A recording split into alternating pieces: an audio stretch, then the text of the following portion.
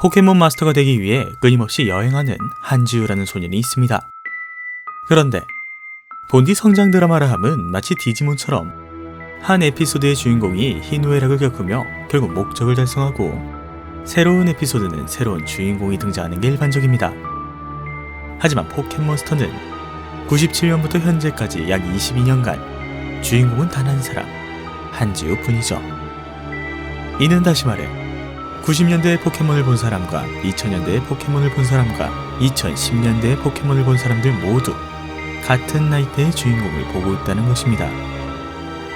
주인공 한지우가 나이를 먹지 않는 이유, 이번 괴담은 이 궁금증에서 시작됩니다.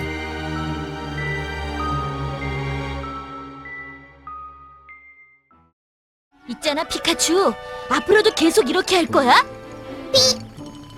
넌 내가 싫어? 삐까삐까. 난 네가 참 좋은데. 1997년 4월 1일 포켓몬스터 제1화. 지우와 피카츄의 첫 만남은 그리 우호적이지 않았습니다.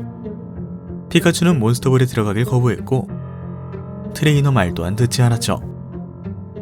그런데 그때 우연치 않은 계기로 이들은 깨비 찬무리에게 공격을 당하게 되고 지우는 온몸을 다해 피카츄를 구하려 듭니다. 이 모습에 감동한 피카츄는 결국 마음을 열게 되죠.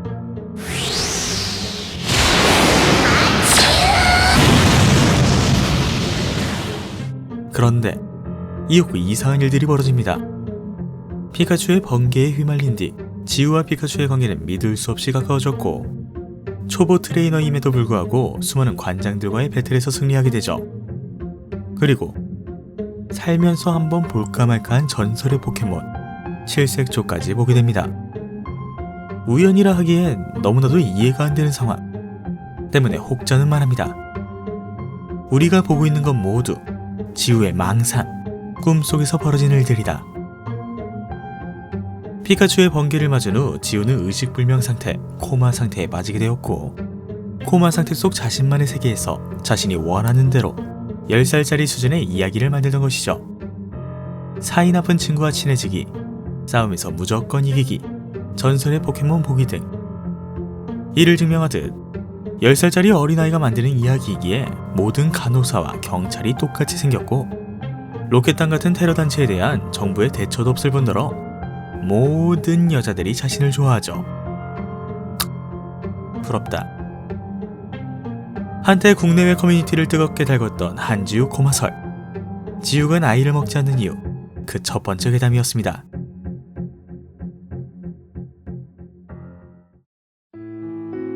포켓몬스터 극장판을 보다 보면 지우 일행 말고도 자꾸만 눈에 띄는 모녀가 있습니다.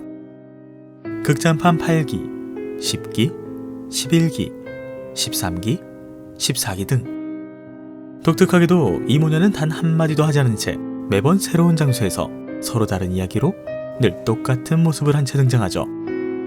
마치 나이를 먹지 않는 지우처럼 말입니다.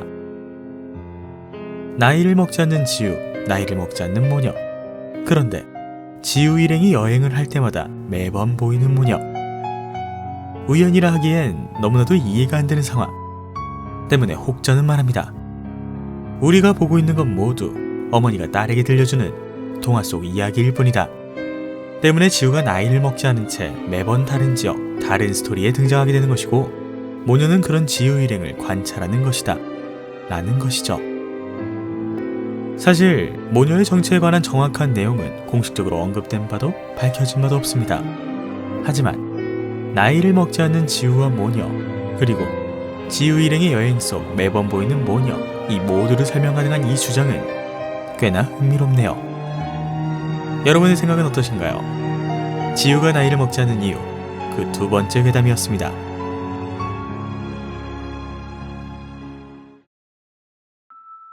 우리는 지난 영상을 통해 인간이었지만 포켓몬이 되어 인간에게 해를 끼치는 포켓몬에 대해 알아봤었습니다.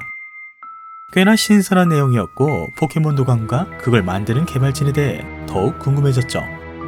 아무튼 그래서 또 준비했습니다. 인간이었지만 포켓몬이 되어 인간에게 해를 끼치는 포켓몬. 오늘은 그 두 번째 이야기입니다. 커다란 나무 안에 살면서 어린애들 목소리를 흉내낸다. 그걸로 사람들을 숲속으로 유인해 길을 잃게 한다. 그런 전설도 남홍룡이라는 6세대 포켓몬이 있습니다. 애니에서 몇 안 되는 이로치로 등장한 포켓몬이자 오싹한 도감 내용을 그대로 시청자에게 전달한 포켓몬으로 그 도감 내용은 이렇습니다. 숲에서 죽은 어린아이의 영혼이 그루터기에 깃들었다. 비명 같은 기분 나쁜 목소리로 운다. 아이 목소리를 흉내내어 사람을 숲 깊숙이 유인해 길을 잃게 한다. 자신의 동료로 삼을 생각이다. 일반적으로 오싹한 도감 내용은 해당 포켓몬에서 끝나는 경우가 대부분입니다. 하지만 흥미롭게도 남홍룡뿐만 아니라 남홍룡의 진화 포켓몬인 데로트 역시 오싹한 도감 내용을 가지고 있죠. 다른 나무들을 자유자재로 조종한다. 숲을 어지럽히는 인간은 죽을 때까지 숲에서 벗어나지 못하게 한다. 뿌리를 통해 다른 나무들을 조종한다. 데로트가 사는 숲에서 나무를 베면 저주에 걸려 죽게 된다. 남홍룡의 또 다른 도감 내용에 따르면 남홍룡의 녹색 잎사귀는 만병통치약이라고 합니다. 때문에 수많은 나무꾼들은 벌목을 한과 동시에 이 만병통치약을 얻고자 숲 깊숙이 남홍룡을 찾으러 갔죠.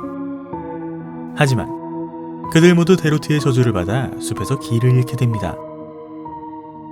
집에 홀로 남은 아이가 걱정된 나무꾼은 자신이 왔던 길을 되새겨보지만 갈피를 잡을 수 없었고 숲은 점점 어두워져 갔죠. 그런데 그때 저 멀리서 아이 목소리가 들리기 시작합니다. 그 목소리가 자신의 아이라 생각한 나무꾼은 무작정 소리가 나는 방향으로 뛰기 시작했습니다. 그 목소리가 아이 목소리를 흉내내어 결국 자신의 동료로 만들려는 남홍룡의 목소리인지도 모르고 말이죠.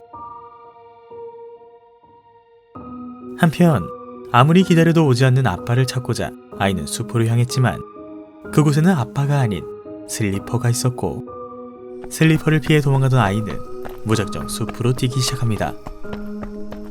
그렇게 결국 남홍룡이 멸종하지 않은 채 계속해서 존재하는 이유, 슬리퍼에 의해 납치당한 아이들의 결말. 지금까지 인간이었지만 포켓몬이 되어 인간에게 해를 끼치는 포켓몬, 그 두 번째 이야기였습니다.